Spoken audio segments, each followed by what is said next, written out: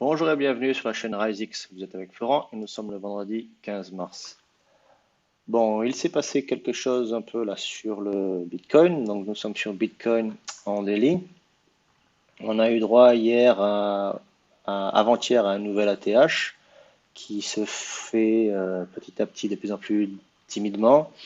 Et hier et cette nuit, enfin surtout cette nuit et ce matin, une belle correction s'est mise en place. Donc rien d'alarmant en daily pour l'instant, on reste toujours sur notre trend haussière qu'on va tracer ensemble. Donc voilà. Donc vous voyez, on a touché la trend. On va estimer que cette trend est là. On l'a touché, on l'a breaké.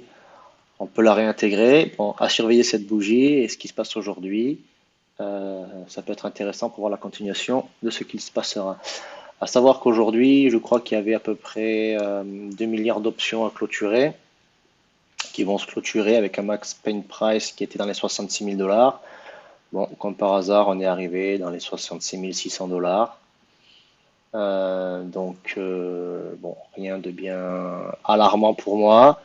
Euh, Ça a permis de liquider pas mal de longues à levier 10, 25, 50, 100, je pense. Pas mal de gens ont été calmés.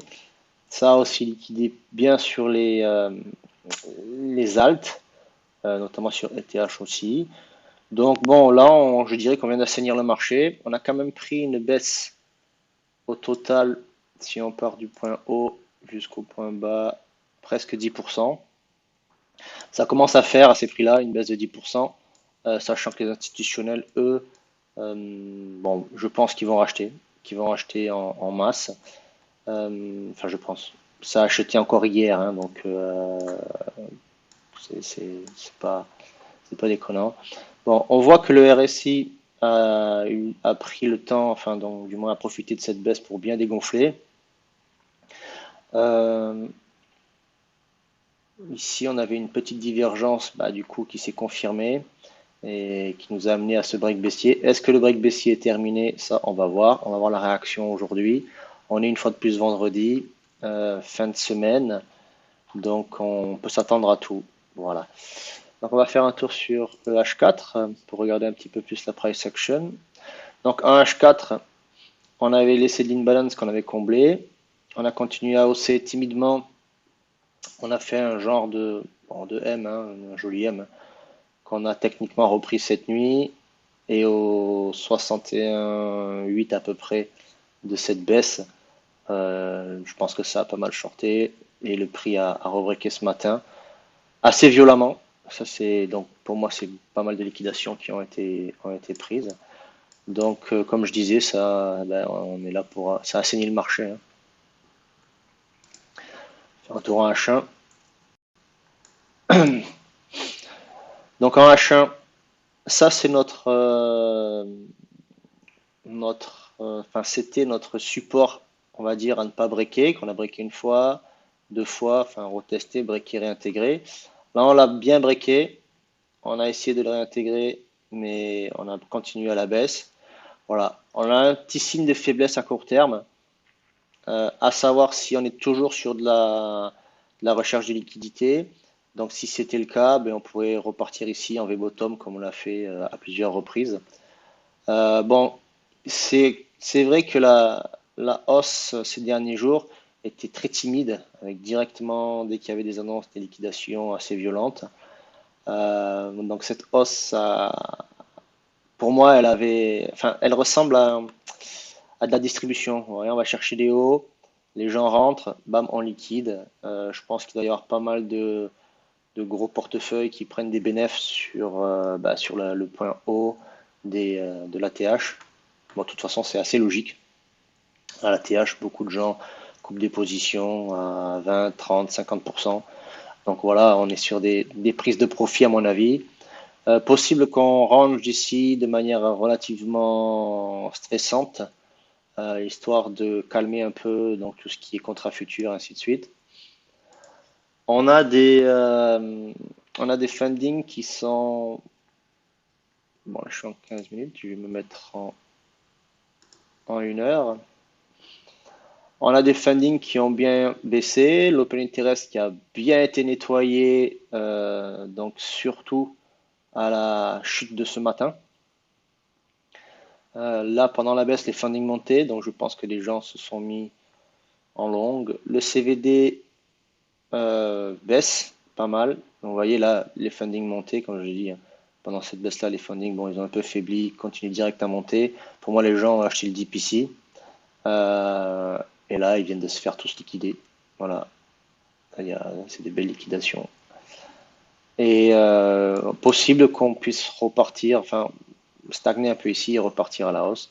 Comme je disais, hein, on est dans la zone des 66 000, on est arrivé dans la zone des 66 000 dollars. On est dans une belle zone pour clôturer les options. Et après, on pourra repartir un peu plus sainement.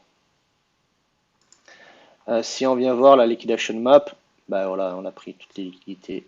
Bam, bam, bam, bam, bam, tout est pris. Là, il n'y avait plus grand chose en bas. Je vais me mettre, je la rafraîchis, je vais me mettre en 3 jours. Voilà, on voit que les liquidités qui restaient, on s'en est servi pour aller chercher donc un plus bas. Il n'y a plus grand chose en bas. Il y en a beaucoup qui attendent en haut. Donc ça ne m'étonnerait pas qu'on vienne refaire une visite vers ici. Là par contre, si on fait une visite et qu'on ne break pas à la hausse, là, vilain temps. Pour moi, il faut tout clôturer et on repartira à la baisse pour continuer une correction beaucoup plus forte. Je vais me mettre en mensuel. Donc vous voyez, bon, on a encore un peu de cash en bas là, sur la zone des 65 000. Après c'est vide. Donc est-ce qu'on a besoin d'aller chercher ça? Je pense pas.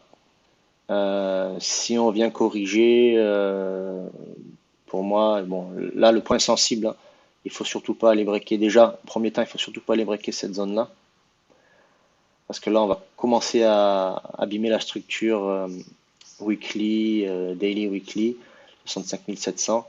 Si on revient chercher ces zones-là, là, on peut s'attendre à la grosse correction que tout le monde attend depuis un moment. Est-ce qu'on va la faire? Je sais pas. Je serais un peu étonné qu'on la fasse avant le mois de mai. Voilà. Sell in May and go away, donc sortie des ETF Ethereum. Bon, il y a tout ça derrière, tout ce narratif. Je serais un petit peu étonné qu'on vienne chercher tout ça. Donc pour moi, on est sur un piège. Faites attention. Possible que le cours remonte aussi vite qu'il est descendu. Donc voilà, le RSI en H1 a bien été déchargé. On est en survente. Donc on peut aller tranquillement reprendre la zone des 50 à 60 de RSI, ce qui nous amènerait à combler cette imbalance des 70 000. Voilà, maintenant il faut surveiller ce mouvement. Est-ce qu'on reste faible ici? Est-ce qu'on rebreak ce passage-là qui pour moi donc était un support qui a cassé? Est-ce qu'on vient le retester, qu'on le break et qu'on le reteste pour repartir? Voilà, ça c'est le genre de choses que je chercherai à voir, comme le lean balance, retester. Vous voyez la traîne bleue qui est toujours là, c'est une traîne daily. Repartir, aller chercher cette zone ici, combler donc une balance à 100%. Et là, on pourrait piéger du monde à ça, ça, ça et ça. Voilà. Ça, c'est un premier scénario. Pour vous dire, c'est ce que je suis en train de trader. Nous sommes rentrés, je suis rentré très bas ce matin, plutôt bien exposé du coup pour un long. Après, là, le win rate est hyper intéressant, hein. Je crois que je suis rentré dans cette zone-là. Je crois que je suis rentré par là, là où on est à peu près. Vous voyez, un stop dans les 2% pour aller chercher un premier, donc un TP de sécurité dans cette zone-là, donc à 4%, 35, et aller chercher 10%. Donc ça fait quand même un joli win rate, hein. On est à 4,18. C'est relativement intéressant. Donc voilà, faites attention sur Bitcoin. On peut aller voir la Bitcoin dominance. La Bitcoin dominance donc a baissé. Ben oui, Bitcoin a pris une grosse chute, mais bon, c'est le TH aussi. Enfin, tout le monde a pris une chute. Donc ça a profité pour faire un peu baisser la Bitcoin dominance. Mais bon, tout le monde a suivi quand même, hein. Des alts restent relativement forts.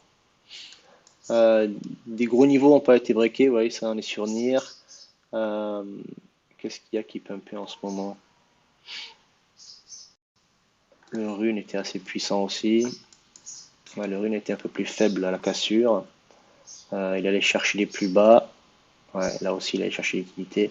Voilà, on est sur un moment de faiblesse du marché là. Faites attention, assez dur à trader. Je rentrerai toujours pas en short parce que, comme je dis, on est plutôt. Pour moi, la traîne reste haussière. On n'a toujours pas vraiment abîmé. Maintenant, à voir si on a du mal à repasser cette résistance. Voilà, parce que là, il faudrait que ça revienne une résistance ici. Si on fait ce genre de choses, là, là, je pourrais rentrer un setup short dans ce genre d'endroit-là. Voilà. Mais il faudrait qu'on reteste ça, qu'on ait du mal à la breaker ou qu'on la break doucement et qu'on la réintègre de suite. Comme ça, par exemple. Qu'on fasse euh, une genre de pattern baissière et qu'on continue. Voilà, si on fait un nouveau plus bas, voilà, ça c'est un beau signal pour reprendre un petit pump technique. Il faudrait pas qu'on aille retoucher. Si on la retouche, on peut être un peu plus excessif, mais disons que qu'on reste par là. Là, ça serait un beau setup de short. Voilà. Faut pas être pressé. On a bien chargé janvier, février, début mars. Faut pas être pressé. Il faut faire attention à son capital. Essayez pas d'attraper un couteau qui tombe, ça peut être dangereux. Et surtout, protégez bien votre capital. Si vous avez apprécié mon analyse, merci de liker la vidéo et de vous abonner. Vous pouvez suivre RiseX et son évolution sur les réseaux sociaux. Les liens sont en description. Be smart and stay safe.